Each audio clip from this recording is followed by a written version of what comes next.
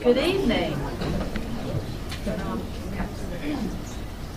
We've got a few seats up here. If anyone would like to have a seat, please feel free to come around. We've got a couple of chairs here and some chairs at the table. So if you would like to be seated, please do so. But if you feel like stretching your legs, that's fine too. I'm Kathy Doughty, Director of Public Relations here at Borden College. And on behalf of Borden and the Friends of Hackney Library, I am privileged to introduce tonight's speaker, author and comedic performer Jane Borden. She is a native of Greensboro, North Carolina, and an alumna of the University of North Carolina at Chapel Hill. Now she resides in Tennessee, but we are really glad she's back in her native North Carolina tonight. She's made quite a name for herself with her first book. I totally meant to do that. The book had me at the title. I don't know about y'all, but I love the title.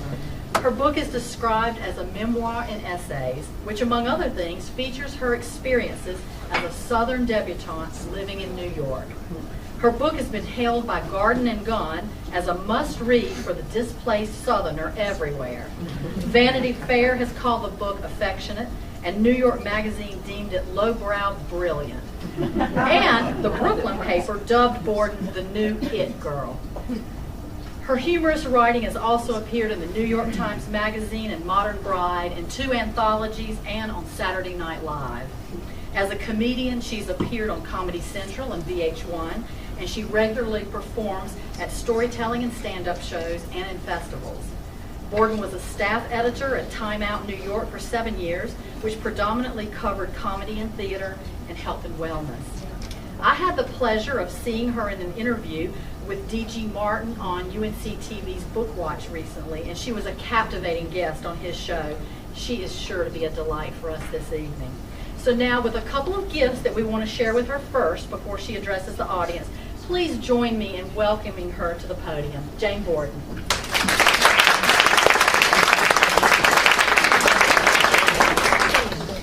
Presents. You can't come to Borden without getting a little bit of Borden to take back with you. Great. So, we want to make sure, as a UNC graduate, we understand how important the shade of blue is. This is not Duke blue. This is Borden blue. Great. So, take that back to Tennessee and Thank you. enjoy it. And then we have the poster that we did for this event. We thought you might like to enjoy that. We just loved it because it was recognizing her cover, and so that's just really fun. Now, we're guessing, too, that there's got to be a story about these bunnies.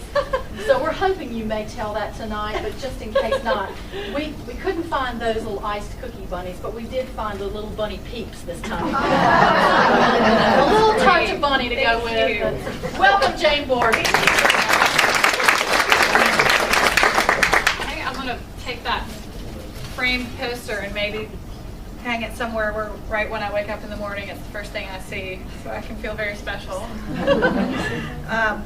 Thank you, Kathy, and thank you, Barton and Cynthia for helping put all this together, and Forbes and the Whiteheads for taking care of me, and all of y'all for being here. I really appreciate it. I'm going to take a picture of you because this is something I do, just so Mom knows.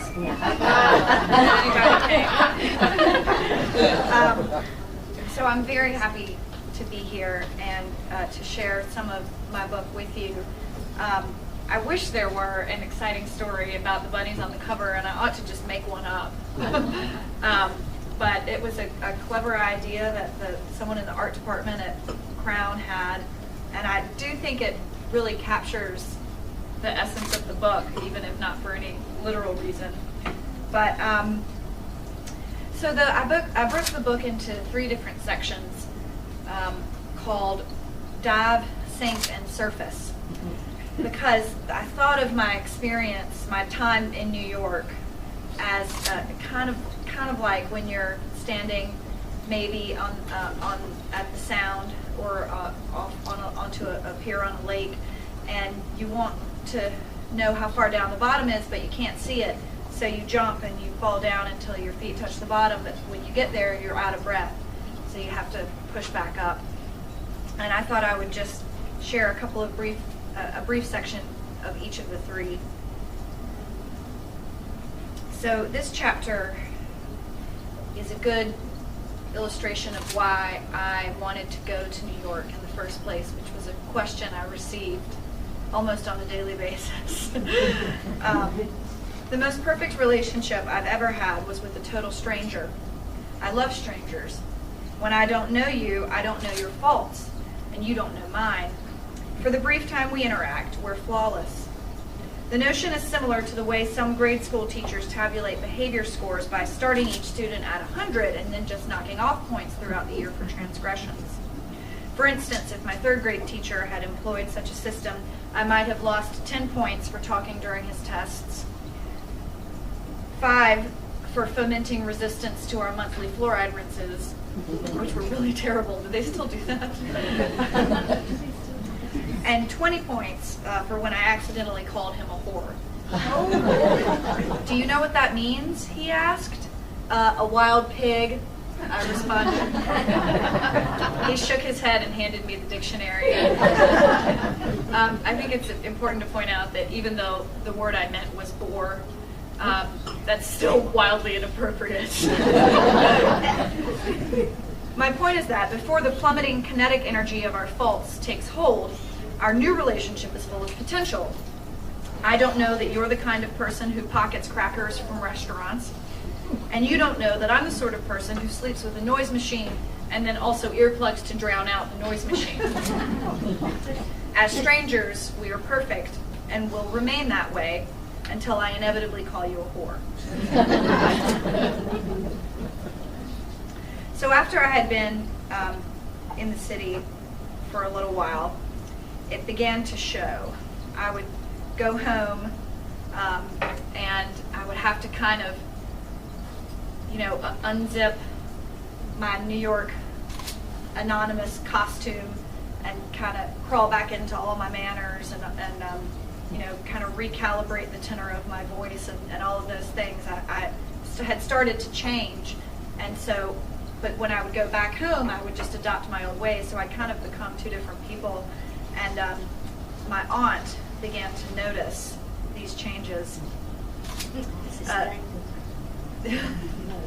This is dangerous, what?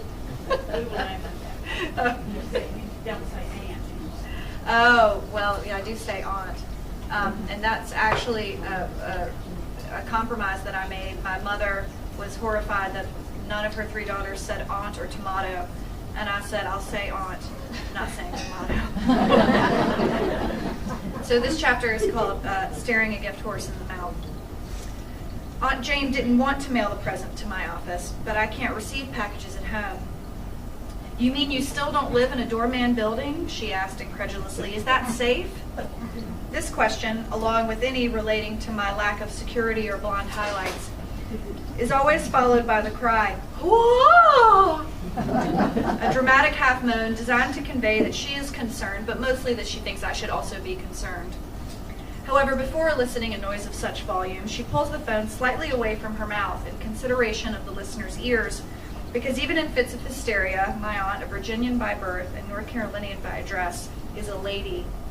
And that, as it turned out, is exactly why I received a package. During a recent trip home, she had spied certain aberrations in the polished behavior I was taught as a child. She'd noticed what I hadn't, that since moving to New York, my decorum had atrophied. I am a lapsing Southern belle. This package was her way of pulling me back onto the wagon. So what happened is that I opened up this package, and inside was this. And mind you, I had an audience around me in the office, and it's called How to Be a Lady, a Contemporary Guide to Common Courtesy. And when I opened it, I saw that she had highlighted certain passages that she thought would, be applicable to my life. But the thing is that manners just don't apply in New York. They just don't make sense up there, and I could probably write a whole book about why that's the case. But it's just different. It's just a different way of life.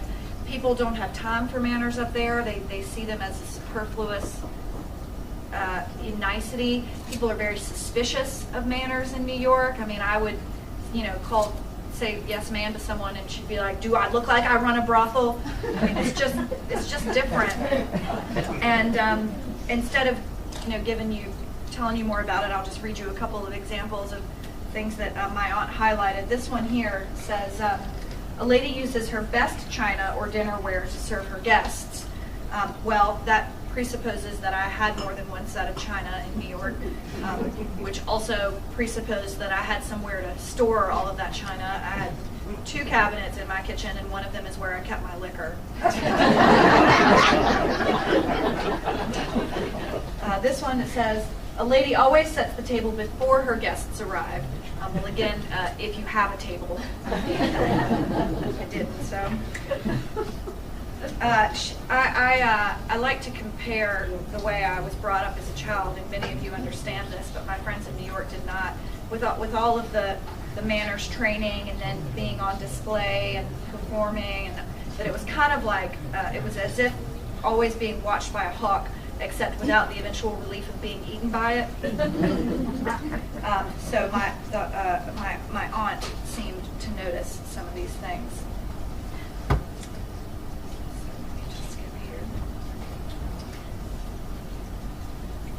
So basically, when I went home, I had to juggle my 2 sets of social mores, and sometimes I would drop a ball.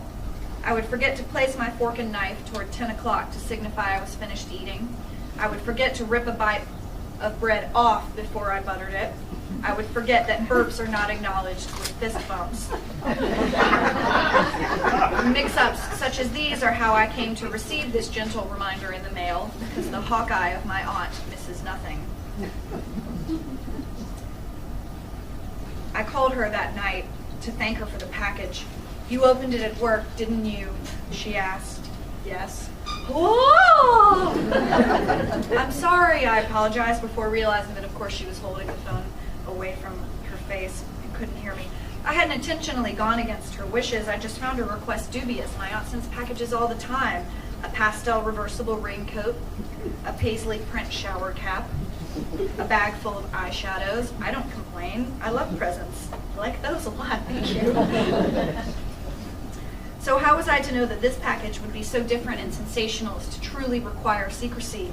Besides, I couldn't rob my coworkers of the opportunity to see the parcel's contents. They've come to appreciate these packages. Hers are the gifts that keep giving.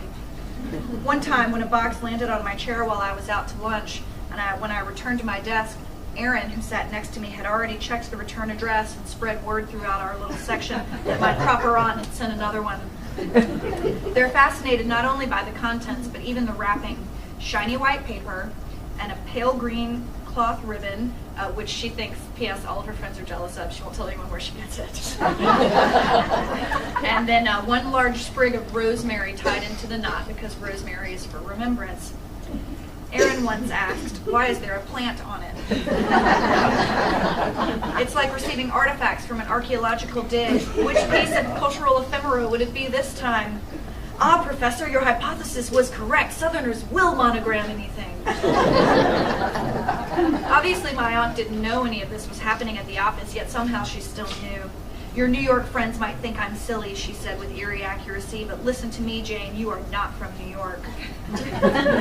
Ain't that the truth? The more time I spent there, the more it sunk in, or rather, the further I got from North Carolina, the more my old home appeared stranger. What I'd thought was reality turns out to just be one specific anomaly. You mean other people in other parts of the world don't give each other sausage for Christmas? Every year when I was growing up, my dad would make a trip to the Pork Emporium in Goldsboro, and we would come back with about 50 tubes of raw pork, and my sisters and I would tie ribbons around them and put little Love the Borden's tags, and we would deliver them around town. And occasionally, if it was a family's first time on our list, or if a new housekeeper answered the door, the bags of raw meat were accidentally placed under the trees.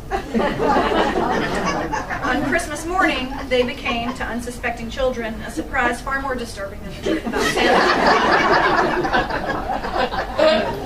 So it was definitely not new to me that I was Southern.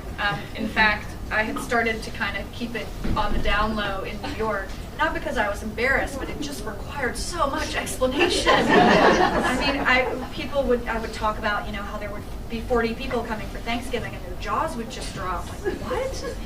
And, you know, the whole debutante thing was just, there were just too many questions, and they don't have answers. I don't know what a debutante does. I don't know. I still don't know.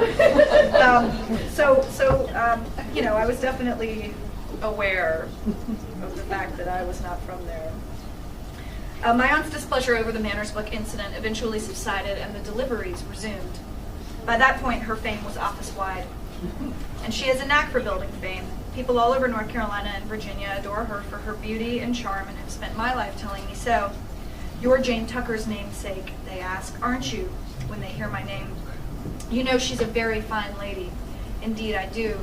Then they hug me and say that I must be wonderful too, which is some pretty powerful runoff. My aunt doesn't just greet you. She throws her arms up, fills her lungs with air, and then releases it by exalting your name skyward as if it were the answer to a quandary that had been stumping her for months. One of the afternoons when she came to visit me as a child, I remember hearing the click of her keys in the lock and running so fast through the back halls that my legs slipped and buckled under me like the overexcited dog that rams into the wall when it can't slow down. When I visited her growing up, I was treated like a princess. Now, my parents' home is beautiful, I mean no disrespect, but they had to deal with 3 children constantly muddying it. Jane and Lucius's home was pristine. Anywhere you set your vision were trays of polished antique silver, hand-painted heron figurines, perfectly fluffed pink and pale green embroidered pillows, and fresh-cut roses from her garden. She had almost a dozen varieties in her side yard, excluding the one called Mr. Lincoln, which my grandmother said she couldn't plant on account of the war between the states. So that happened. And her friends would frequently pull into the driveway to admire the roses, including her favorite, a pink and white climbing rose named Eden that had covered a stretch of white brick wall 5 feet high and 10 feet long. Each morning after I stayed over, she made me a chickadee egg, which is a fried egg and bacon and cubed bread served in one of those egg-shaped heron figurines, which is definitely not supposed to ever have food in it. And she would sit it down between a glass vase bearing a rosebud and a silver goblet filled with orange juice. I, meanwhile, was wearing a hypercolored t-shirt and growing out a bad perm. Staying with my aunt also afforded me the rare opportunity of seeing her undone. She slept the way I imagined the Queen of England did, in a silk off-white gown that fell straight to the floor and felt like cream to touch. It was bordered with lace, or her monogram, and flowed when she walked like something you'd see in a Shakespeare production. I couldn't believe she looked that beautiful, even in the middle of the night. I imagined she dreamed about fields of daffodils and never woke up tired. She said I was beautiful too. The brash ACC basketball insignia on my t-shirt argued otherwise, but I figured, hey, I'm just a kid, my time will come. But then, when I would slip off my Converse sneakers in my grubby Brooklyn apartment, shove them under the broken dresser I found for free on Franklin Street, and would reach for the Have a Guinness promotional glass I'd stolen from the office, I realized that things didn't really turn out the way I had hoped, in spite of my aunt's subtle hints. That first post-book package she sent me, a knee-length pale blue terry cloth sheath. It's short-sleeved, pulls over the head, has white trim, and of course, has my monogram on it. I had never seen such a specimen before. Was it a day robe? An apron? I held it up for all around me in the office to see. Adam guessed, I think it's the wasp version of a muumuu. I laughed, he laughed, it was funny. When the next package came, a couple of friends had already inspected the box by the time I got into the office. "Open it," Adam squealed. This time there was a card inside, and she'd written, "I remember you used to love this." I dug into the tissue paper and pulled out the nightgown. It was a little more yellow than it used to be, and the lace had pulled away from the seam in a couple of places, but otherwise it was exactly the same, which is to say, resplendent. "Ha," Aaron said, "that looks like something out of Flowers in the Attic." "Yeah," Adam added, "I think that's what Ophelia died in." She laughed and he laughed, and I got up to visit the ladies' room. "Excuse me," I said, taking the garment with me. Locking the door, I slumped onto the commode and started to cry. The 3x3 stall was overwhelmed by the smell of my aunt's old house. After chemotherapy, she'd said it was too difficult to keep up all those rooms, so they'd opted out for a small condo. That was years earlier. The nightgown must have been stewing in a box since. When I closed my eyes, I could still see the pale green sofas, the sunlight pouring through the breakfast room window and glinting off the silver goblet. I saw a half-eaten chickadee egg and a green linen napkin, and through the screen door I saw her roses. She tore out the garden before they moved. Queen Elizabeth, Peace, Tropicana, Just Joy, Double Delight, New Dawn. She dug up each, giving the most vigorous to friends to replant, and leaving only one behind, the Eden that covered her driveway wall. Unfortunately, it's struggling without her. The new owners have not been able to keep it strong, but the rosemary is thriving. Perhaps it remembers her, and so will I. That was the last time I opened one of my aunt's gifts in public. Now I tote the traveling talismans home and inspect them away from Yankee eyes, because although it's true that I am a New Yorker, I am not from there. I may wear a garish, worn-out t-shirt during the day, but at night I sleep like a queen. So I'll just read you one more brief section,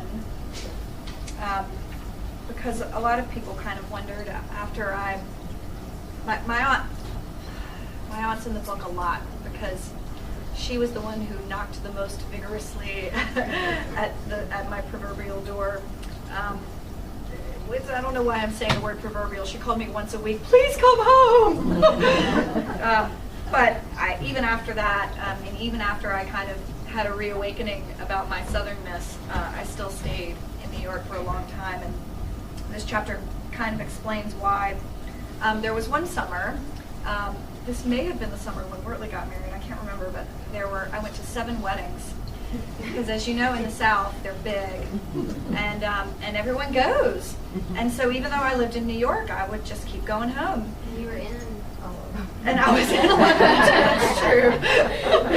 But my friends in New York just couldn't believe that I was going to 7 weddings in one summer. But all the back and forth, I guess, really highlighted to me the fact that I was kind of living, that I had 2 different identities a little bit. There were so many behavioral changes to make with each transition, so many little things to remember. When I went home, I had to pack an alternate wardrobe, including elegant shoes and a different vocabulary in my head. Ones with words such as please and thank you. I had to learn to walk slowly. I had to learn to wait. Then, of course, 2 days later, I'd be back to the city where people who wait meet the vocabulary of get out of the GD way.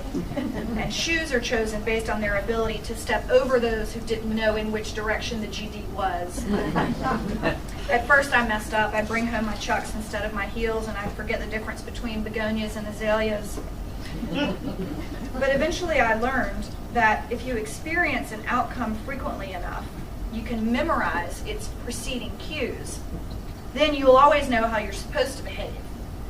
Now, I understand that this is the definition of how sociopaths blend in, but that's exactly what I'm trying to tell you.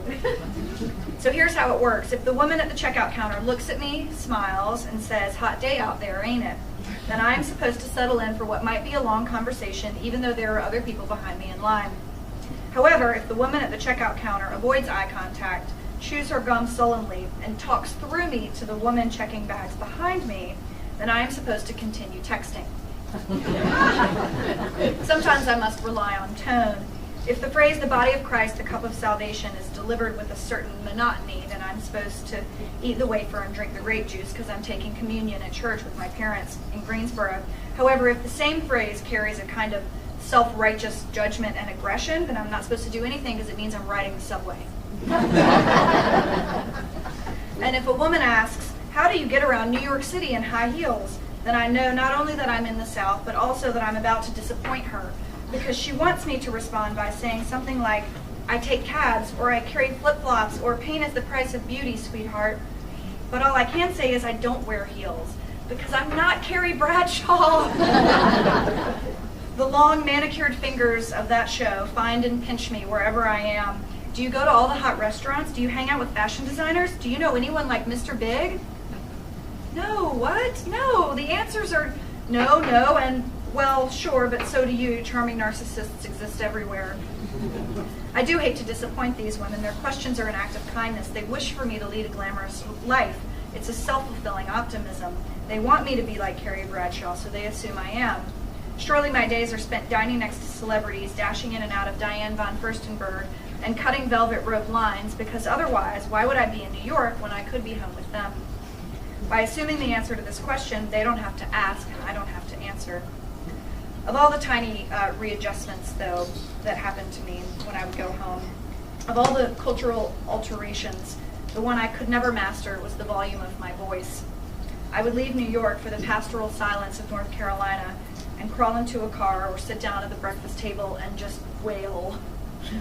I don't realize I'm roaring, of course, not until after I've heard my own bellow. And then my patient mother would cover her ears and I would apologize. Sometimes she would even close her eyes in some kind of synesthesia defense mechanism. Please, Jane, you're screaming so loudly I can't see. Still 15 minutes later, I would be hollering again. Here's the disconnect. Although the background noise in New York is prodigious, it is also omnipresent. I can't perceive I'm raising my voice to overcome it because I don't even recognize it's there. And I'm not just talking about like the learned ability to tune out a siren or something. And there's a base level, low decibel, constant buzz in New York that you literally cannot hear. 8 million whirring refrigerators add up to a whole lot of nothing. Which is to say, in the city we don't know we're screaming. We merely aim to supersede the din, and then in our collective ignorance, we slowly grow louder and louder until eventually no one hears anything but his or her own voice. In the right place at the right time, you can yell bloody murder and disturb no one.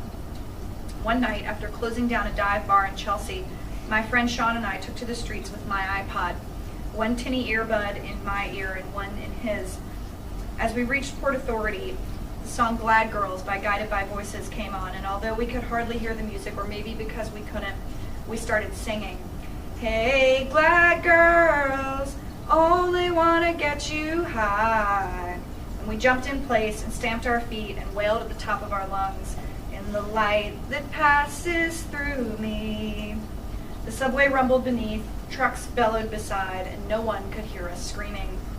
This was my quintessential New York moment, standing next to a puddle of pee. So now you understand my reluctance to share such a defining motivation with my friends back home. Surely, Jane, the reason you've forsaken Greensboro and North Carolina for all of these years is because your life in New York is so fabulous, right? Nah, it's because in the middle of the night in the part of town that smells like diarrhea, no one can hear you scream. Who am I, Hobo Freddy Krueger? Better not to say, not to let them know that I feel like a foreigner in what used to be my home.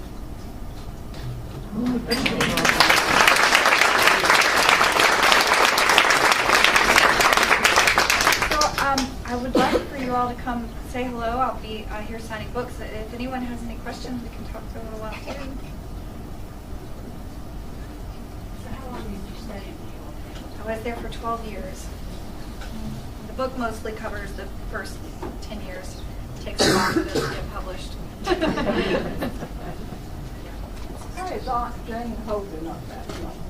She's doing well. She had a... Oh, you mean after the book came out? Oh, she loves it. And I did... she came to the readings in Greensboro and in Raleigh, and at both of them, by the time some people would get to me to sign my book, I would see that she had already signed it.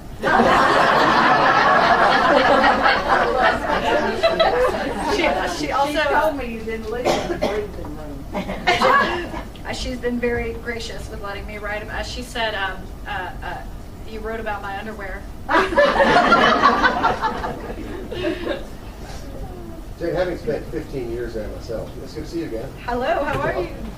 One of the first things that I learned when I moved back to North Carolina was my disregard for personal space. Did you notice that when you came back? Like, my dad met me at the Toronto airport, and I walked by 4 people and knocked all their elbows, and I didn't even notice. Yeah. I didn't care.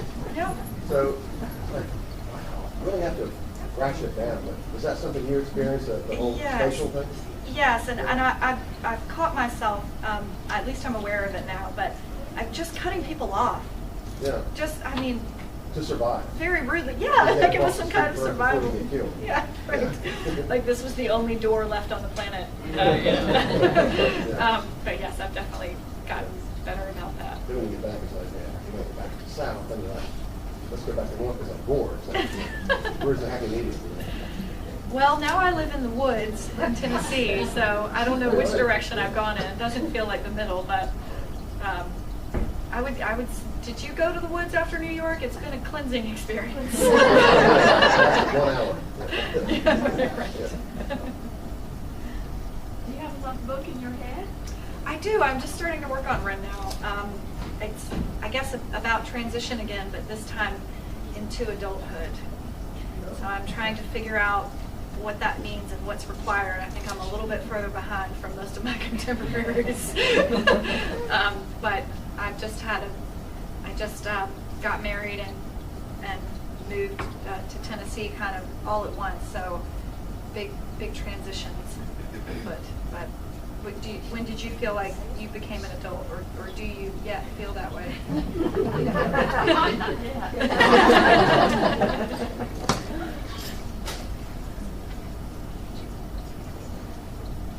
Okay, thanks so much, everybody.